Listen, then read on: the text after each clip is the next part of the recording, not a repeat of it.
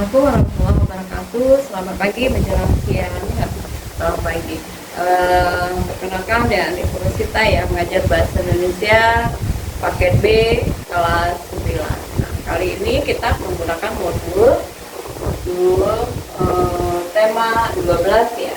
Modul tema 12. Kita belajar tentang apa hari ini? Kita coba lihat. Unit 1 ya. Kita kupas dulu unit 1 mengenai teks laporan hasil observasi. Kemudian teks laporan hasil observasi, ada sistematika teks laporan hasil observasi, terus menyimpulkan informasi laporan percobaannya. Oke, kita bisa lihat pengertian dari teks laporan hasil observasi.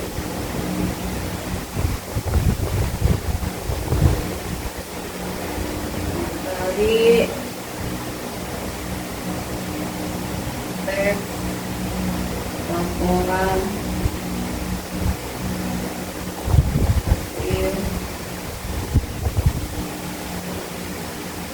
observasi. Oke, dan dari sana tadi ada tentang pengertiannya. Pengertiannya adalah teks laporan hasil observasi adalah teks yang berisi informasi mengenai suatu objek atau peristiwa berdasarkan hasil pengamatan. Oke, kita mengamati sesuatu, nanti baru membuat laporan hasil observasinya. Nah, di sini berdasarkan hasil pengamatan secara langsung. Nah, informasi yang disajikan bersifat objektif, faktual, dan sistematis. Sistematis berarti berjalan seterusnya. Nah, tujuan ya, kalau di sini ada pengertian, ada sistematikanya, nanti kesimpulannya seperti apa gitu ya. Oke. Tujuannya untuk memberikan informasi berdasarkan fakta. Terus yang kedua, tujuannya adalah menjelaskan suatu objek secara rinci, berarti secara detail gitu ya. Terus yang ketiga, menambah pengetahuan pembaca tentang objek yang diamati. Apa saja nanti kita bisa lihat. Nah, setelah tujuan dari pengertian, baru tujuan, lalu ada ciri-cirinya. Ciri-ciri dari teks laporan hasil observasi itu ada 5. Yang pertama adalah bersifat objektif. Objektif berarti sesuai dengan fakta. Yang kedua, disusun secara sistematis ya, berurutan gitu ya. Terus yang ketiga adalah menggunakan bahasa baku dan mudah dipahami. Berarti bahasanya sesuai dengan ejaan yang bahasa Indonesia yang terbaru sekarang gitu. Lalu yang keempat adalah tidak mengandung pendapat atau opini pribadi. Berarti ini dia fakta apa adanya ya, berdasarkan dari survei yang kita lakukan. Terus ciri-ciri yang kelima adalah menyajikan informasi berdasarkan hasil pengamatan yang kita lakukan. Terus ini ada struktur, bicaranya struktur ya. Nah, kita di sini disajikan ada 2 buah teks laporan hasil percobaan. Yang teks pertama tentang laporan percobaan membuat telur asin ya, telur asin. Nah, tujuannya adalah telur asin dan telur yang dibuat dari bebek yang sudah melalui proses pengasinan lebih dahulu. Lalu telur asin mengandung banyak vitamin dan gizi, sehingga mengonsumsi telur asin bisa bermanfaat bagi tubuh. Nah, telur asin bisa dibuat dengan cara tradisional dan mudah karena alat dan bahannya yang sederhana. Nah, alat bahannya apa saja? Ada telur bebek, nah abu gosok ya, tanah liat, ada garam, ada ampela. Nah, langkah-langkah atau cara membuatnya adalah yang pertama, cuci telur bebek dulu hingga bersih, kemudian amplas telur sampai tipis. Nah, yang kedua, campurkan abu gosoknya, tanah liat, dan garam hingga merata. Kemudian apalagi, melapisi telur yang sudah diamplas menggunakan bahan campuran tadi.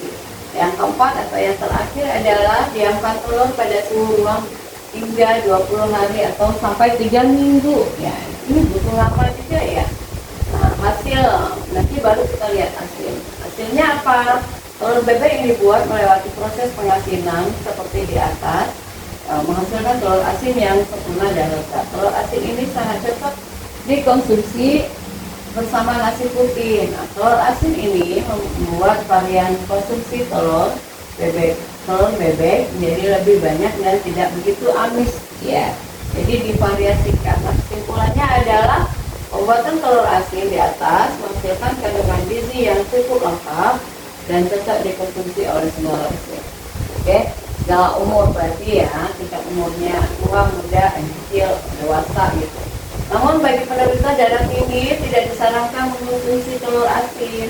Tidak boleh orang yang punya penyakit wilayah penyakit darah tinggi. Nah, tidak boleh mengonsumsi telur asin karena kandungan garamnya yang sangat tinggi. Meskipun kandungan gizinya lengkap, tapi telur asin tidak dianjurkan dikonsumsi dalam jumlah banyak.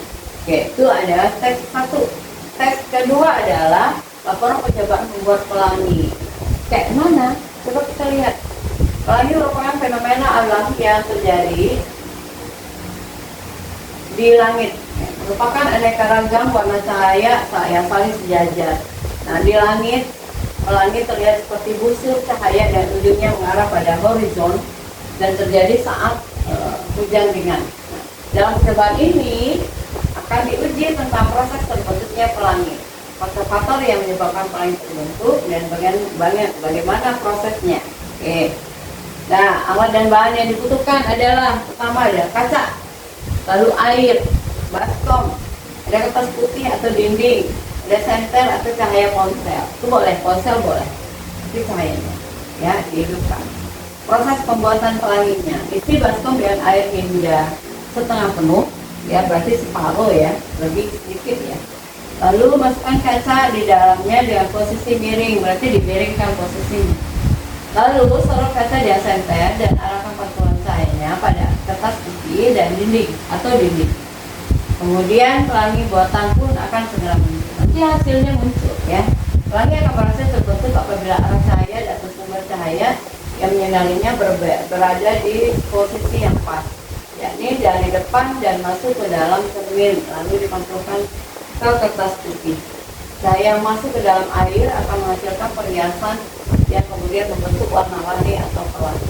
Kesimpulannya adalah pelangi sungguhan. Pada pelangi sungguhan, sinar matahari membantu pada tetesan air, ya. Lalu terjadi pembengkokan demikian rupa dan terjadilah pemisahan warna pada cahaya. Ini pengertian hasil observasinya. Ada ciri-cirinya, ada sistematikanya bentuknya seperti membuat sebuah ini ya laporan ya. Jadi ada pendahuluannya, di pendahuluan itu ada latar belakang masalah, kemudian ada rumusan masalah, ada tujuan percobaannya, terus ada kajian pusakanya, metode percobaannya, terus paparan data, lalu kesimpulan, itu dia. Oke. Nah, sekarang kita lihat contoh laporan teks hasil observasi. Ini tentang mengetahui kadar vitamin C pada makanan atau minuman. Tujuannya adalah, tujuan dilakukannya percobaan tersebut adalah mengetahui kadar kandungan vitamin C yang terdapat dalam sampel makanan atau minuman yang diuji. Ini di dalam gambar ada apa saja? Ada minuman kemasan buah pita yang rasa apel, terus buah pita rasa leci. Ini redoxon, ada buah pir, ada buah jeruk, ada buah jambu, gitu ya. Terus ini apa ya, jeruk apa limau ya ini ya. Terus ada pita sudir, ini ada cutter dan sebagainya.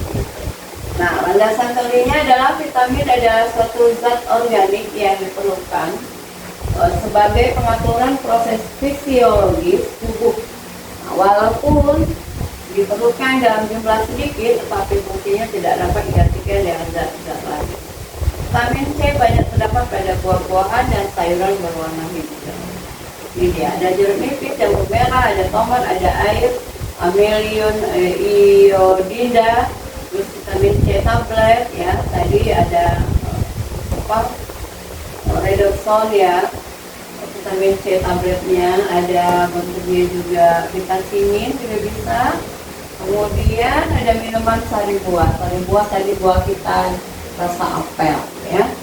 Terus peralatan yang digunakan adalah ada pipet tetes ya. Terus ada tabung reaksi, ada mortal dan penumbuknya.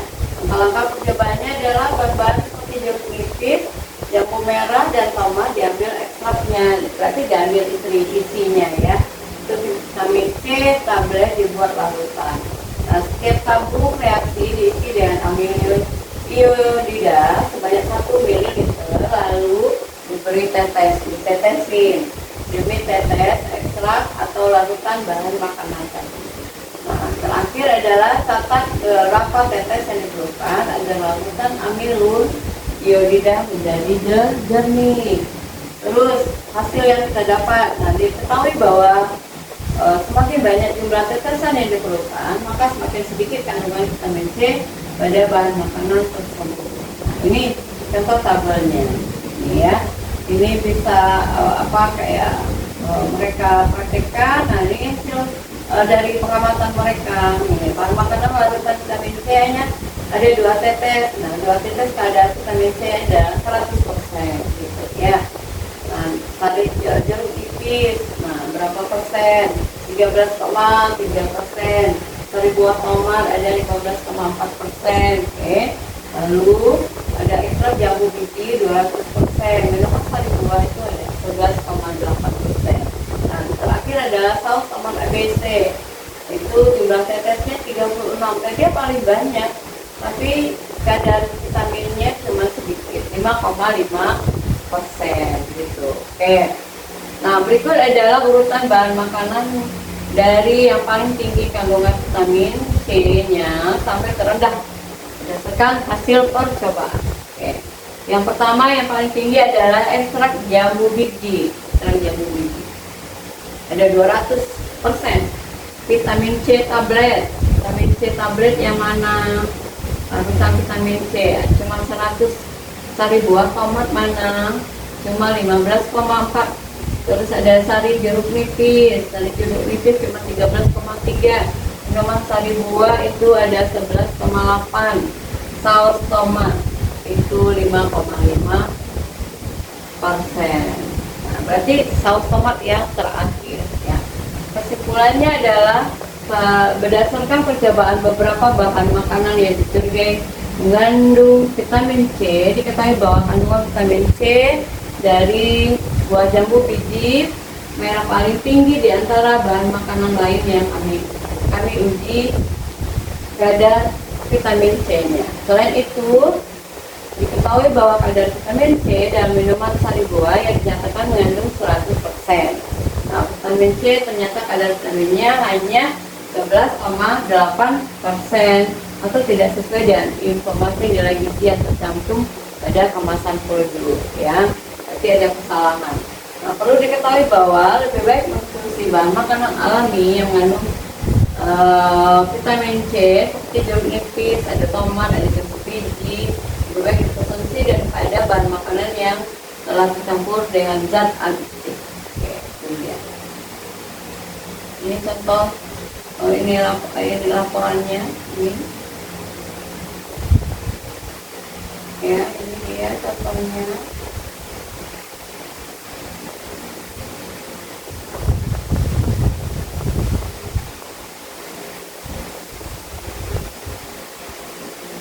Langkah membuatnya, langkah pertama harus dilakukan adalah peras jus lemon ke dalam mangkuk, ditambahkan beberapa tetes air.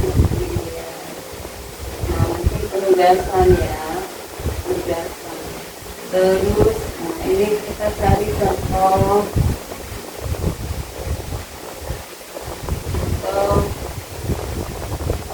Teh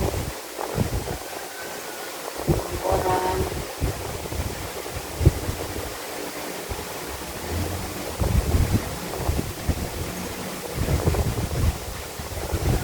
Observasi lengkap dengan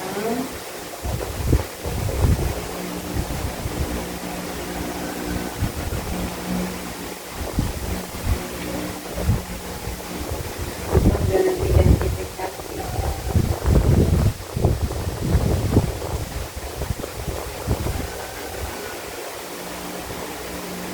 Nah, ini ada ada bagian deskripsi.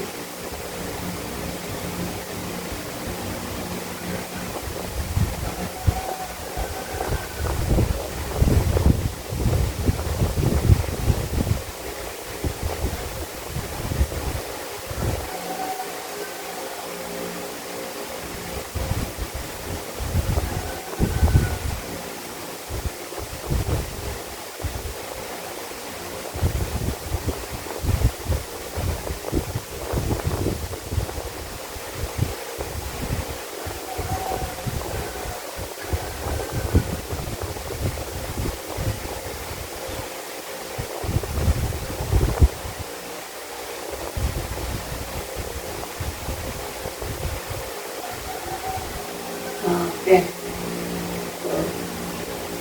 Nah, kalau bagian deskripsinya berarti ada bermacam ya. Yang pertama itu ada pernyataan umumnya, ada deskripsi bagian, terus ada deskripsi manfaat, baru kesimpulan. Nah, jika sistematika yang diminta,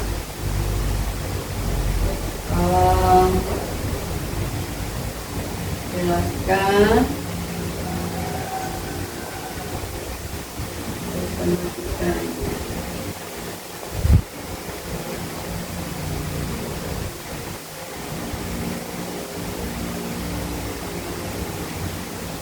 Dari teks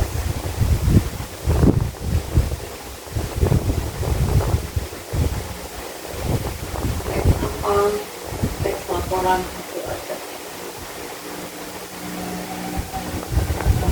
hasil observasi. Nah, oke, dilihat ya, sama-sama kita lihat ya.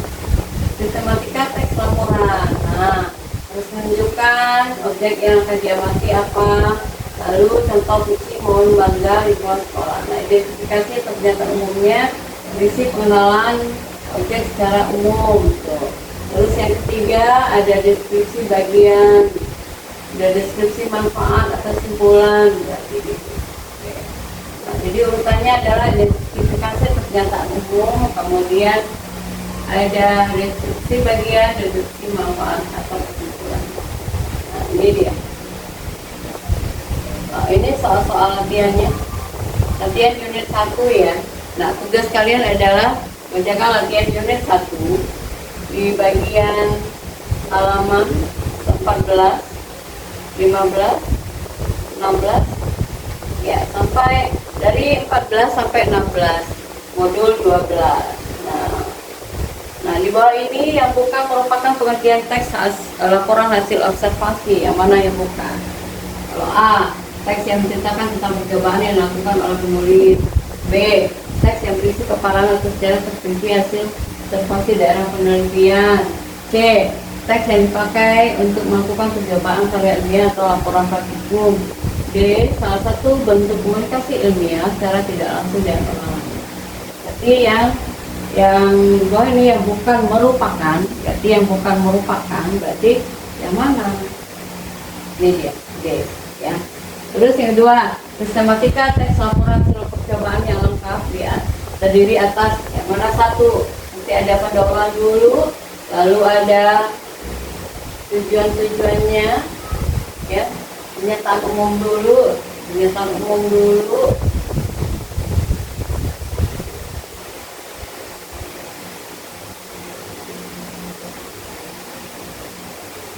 percobaan. Oh, sistematika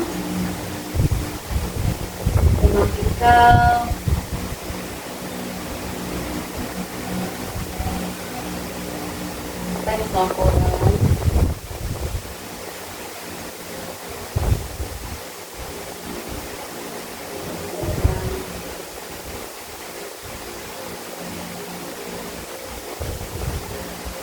percobaan.